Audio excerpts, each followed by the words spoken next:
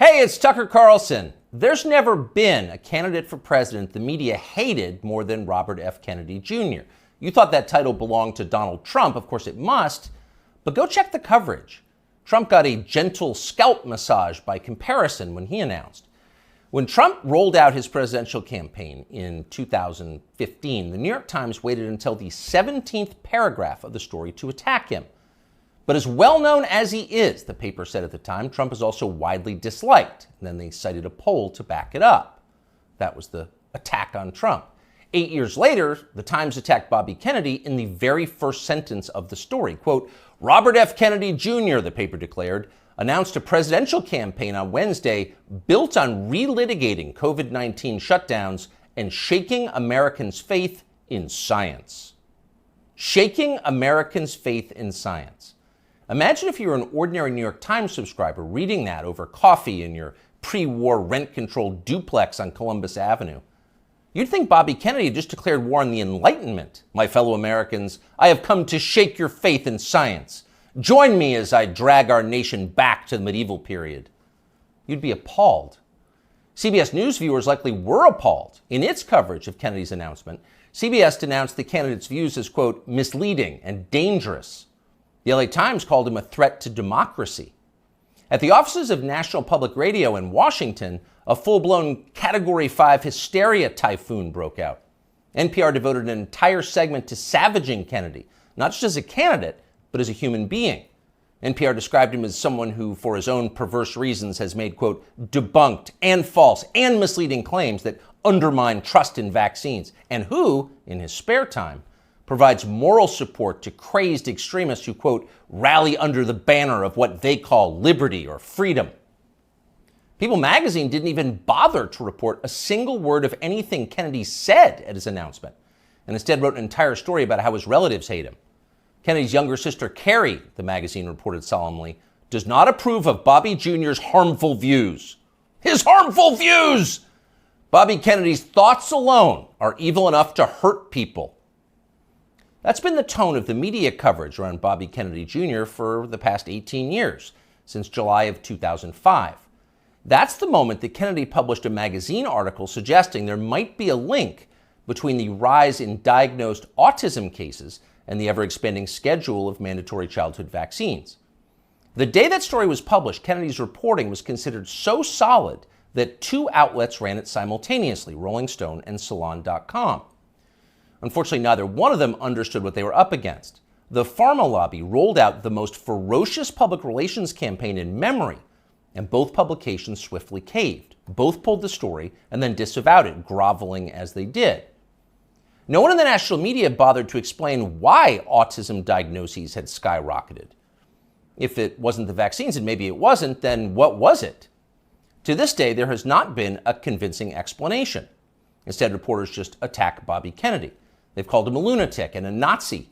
Instagram shut down his account. YouTube just last week pulled down a perfectly reasonable interview he did with Jordan Peterson, citing unspecified misinformation, and so on. Kennedy became the most censored famous person in the United States. At this point, most Americans have heard a lot more about Bobby Kennedy Jr. than they've heard from him. He doesn't get many offers to speak from big platforms. But last week, Joe Rogan gave him one. Here's some of what he said. Why do 5 of my 7 kids have allergies?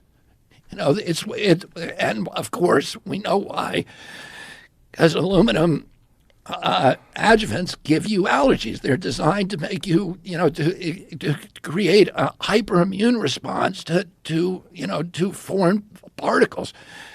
And the last category is, the allergic diseases, peanut allergies, food allergies, eczema, which I never knew anybody with eczema when I was a kid. I never, asthma, I knew people with asthma, but it wasn't 1 in every 4 black kids like it is today. So, all of those things. Now, we went from 6% of American having chronic disease. By 1986, we're starting to have the vaccines, and we got and 11.8% of kids now, so it's doubled. Why do 5 of my 7 children have allergies? Now, we don't know the answer, of course, But it's an interesting question. In fact, it's an important question that deserves an adult answer, not that you should hold your breath waiting to get one. Bobby Kennedy asks a lot of questions like that. He notices things. Kennedy pays attention to the world around him, and he wonders why it's changing. He's an outdoorsman, a falconer, and a fly fisherman. He's interested in how nature works. He's curious. Not so long ago, these qualities were considered essential to the practice of science. All scientific discovery comes from observation, empiricism, patient watching. Without the willingness to put aside your pre-assumptions and assess with honesty the things you see and touch and smell, the changes taking place right in front of your face, you can't do science. You can't create art either, or journalism, or theology. You have to be willing to notice the obvious. And when they tell you you're not allowed to notice the obvious, you should be concerned. Imagine you were on a commercial airline flight. The plane is just leveled out at 37,000 feet. You're closing your eyes for a nap. And suddenly you smell smoke. And it's not your imagination. You can see it. It's starting to fill the cabin. All around you, people are hacking and choking. The guy in the next seat has a napkin pressed against his mouth, and he's mumbling what sounds like Psalm 23. Yea, though I walk through the valley of the shadow of death. So clearly, the airplane is on fire. But almost unbelievably, no one has said a word about it. Not a single person is acknowledging this is happening. Everyone is silent. So in panic, you yell for the flight attendant. There's smoke in the cabin, you say, as if she hasn't noticed. But she stares at you with hard eyes. Shut up, racist, she replies. That's a dangerous Russian conspiracy theory. Stop spreading misinformation or I'll call TSA and have you arrested when we land. That sounds like a fever dream, but it's also pretty close to the experience of living in the United States at the moment. All around you, things seem to be fraying and getting worse. Your gut tells you there's something very bad going on, and all the evidence suggests that there is. But the people in charge won't acknowledge that. Everything's fine, they scream. Stop noticing. But wait, I don't remember this many kids having allergies or asthma or eczema or autism or, for that matter, body dysmorphia. And why so many suicides? What's going on here?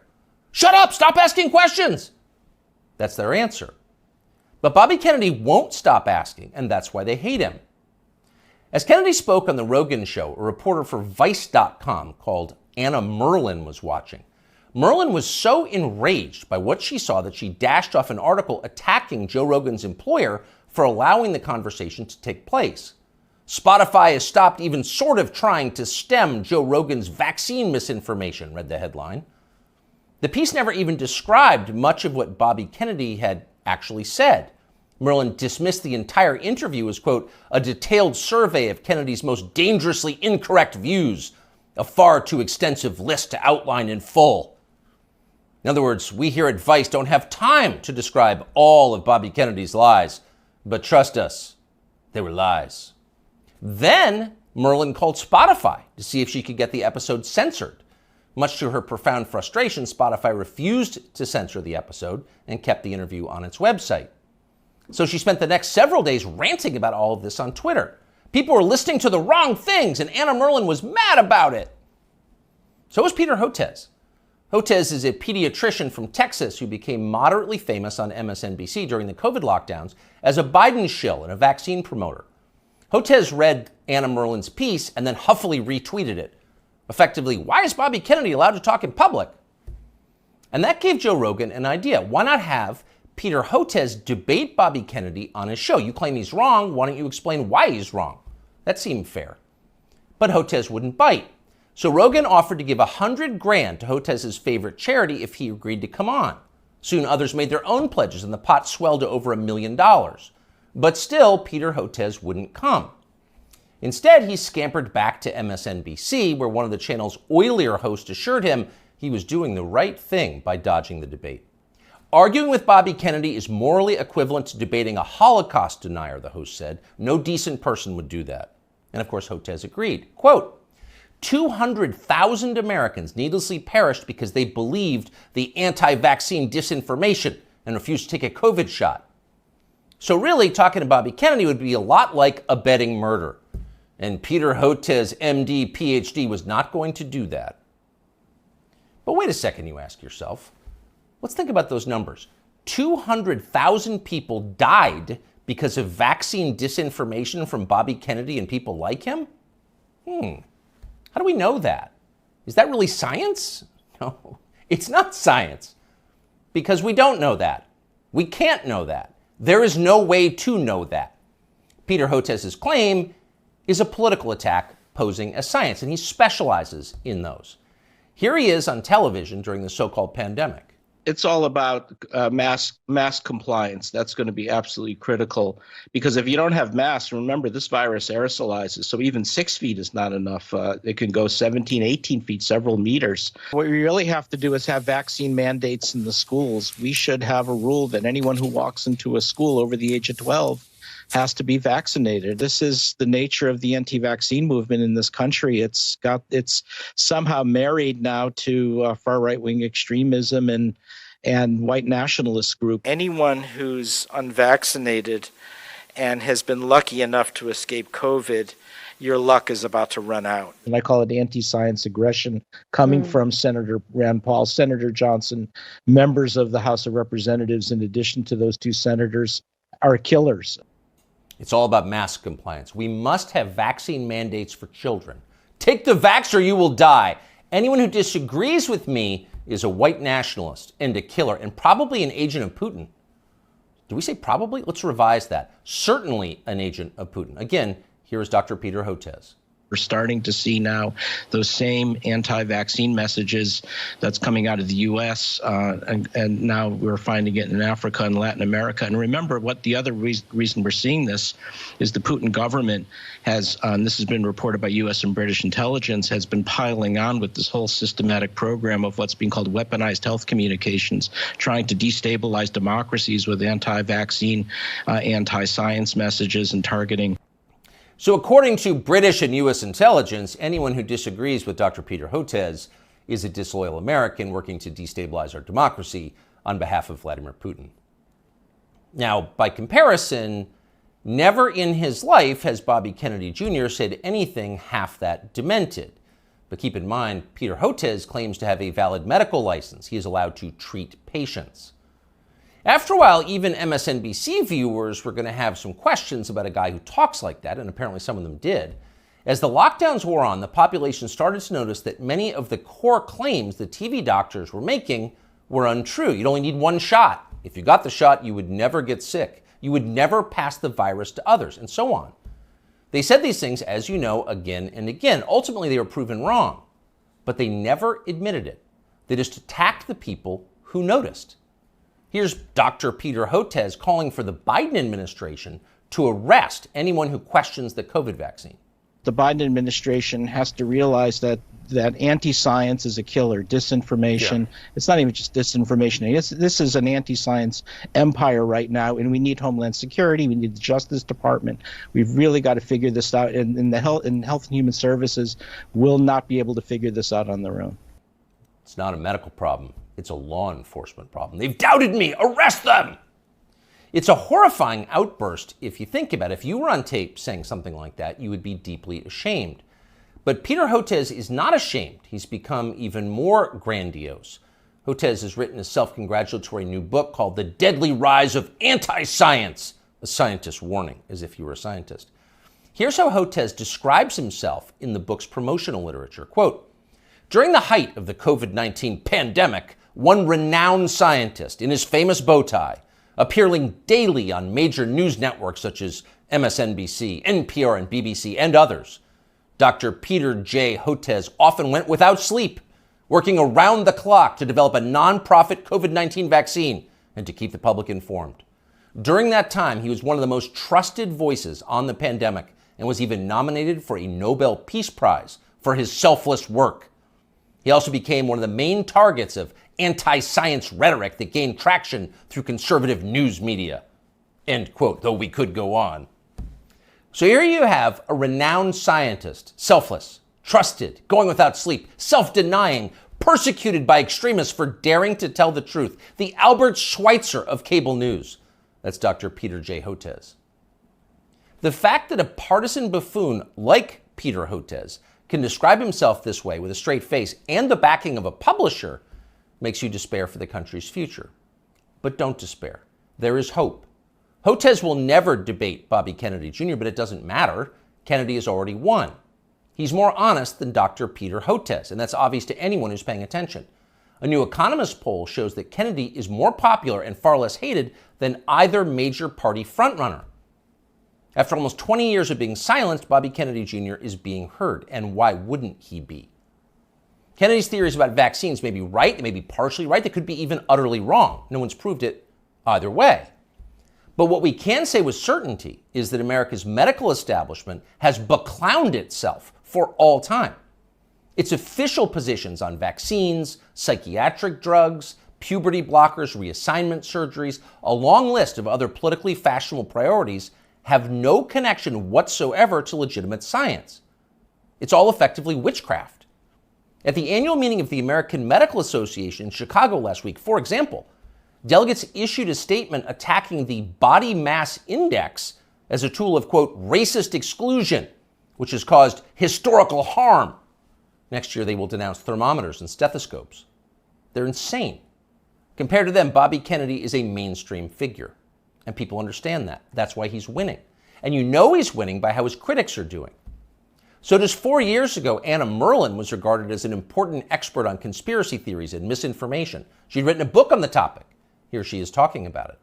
I've always thought that in the case of conspiracy peddlers, it's not necessarily a super profitable enterprise to ask whether they really believe it or not, because I don't know what's in their hearts. I don't know what's in their minds. All I know is what they spend their time doing, which is promoting conspiracy theories. In the case of ordinary people, conspiracy consumers, and most Americans are, to some degree, consumers of conspiracy theories. All the studies that we have show that like 1 in 3 Americans believe in some conspiracy theory to some extent. For the people in the very sort of deep end of the conspiracy pool, people who are consuming a lot of conspiracy content, I think it's really important to look at the way it helps them make sense of the world and make sense of our political moment and make sense of a lot of times like what's happening in their own lives. All the studies that we have show that like 1 in 3 Americans believe in some conspiracy theory. Huh? You'll notice the upspeak, the rising inflection at the end of the sentence. That's a familiar tick in Brooklyn.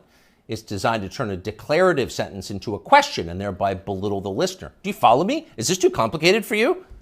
So the lady in the nose ring wants you to know she's smart, but she's not. When Merlan recorded that interview, Vice, where she now works, was valued at more than $5 billion. Genius investors like James Murdoch were showering the company with money. Everyone wanted in on the future of media, which was uptalkers like Anna Merlan lecturing you about racism and misinformation. But that has changed. Last month, Vice filed for bankruptcy. Anna Merlan is still on Twitter screeching about how her critics are transphobic, but nobody cares. Nobody wants to hear from Anna Merlan anymore. The gatekeepers are transparently ridiculous. Everyone can see that. People have started to notice. Younger people say the news is full of lies. In Kennedy's motorcade. 239 cell death of Jeffrey Epstein.